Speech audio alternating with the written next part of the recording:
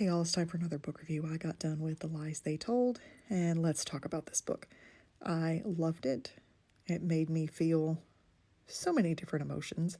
I got so angry at times I had to put it down. I ugly cried at the end to the point where my dog thought that there was something wrong with me and was checking on me. This book was fantastic and very timely, which we'll get to in just a second. So, this is historical fiction, and it is based on the eugenics movement in the United States, as well as the forced removal of people who lived in the mountains of Virginia in order to create the Shenandoah National Park. So, we have Lena, who is our main character, and her 2-year-old daughter Ella, and they have come to the United States with her mother and her brother after the end of World War I. So they are immigrating from Germany. When they get to Ellis Island, they are treated terribly, humiliated multiple times. Lena and her daughter are allowed into the country while her mother and her brother are sent home. And she goes to live with a distant cousin named Silas who needs help taking care of his 2 children. So he agrees to take her in exchange for room and board, and she will, help take care of his kids and his home. So she very quickly becomes attached to the children, the house. Silas is he's a very angry man. He's lost a lot. He's lost his wife. She comes to find out that he's in danger of losing his home and his children too, because the children have been taught to hide when the sheriff comes around, because the sheriff has decided that Silas is an unfit father and is trying to take the kids away.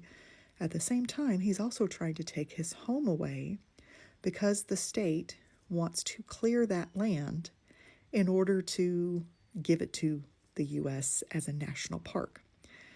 And so she learns to hide with the children as well.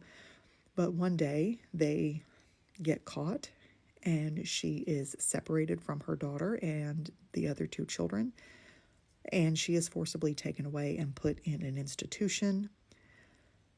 Horrible things happen to her while she's there, and this book is a reminder that this country has never been kind to immigrants and has never been kind to the people that those in power deem as less than.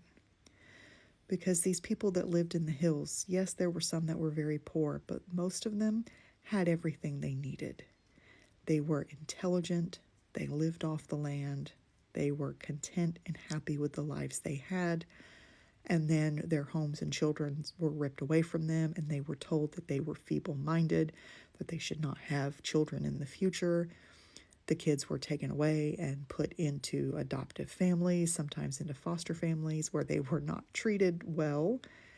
And all of this so that they could get a hold of the land they were living on. And there are just so many things I could say about this book. It was a great read, tough, definitely tough emotionally. But like I said at the beginning, this is a very timely reminder that some of the things that we're seeing now are not new. And it's a good history lesson.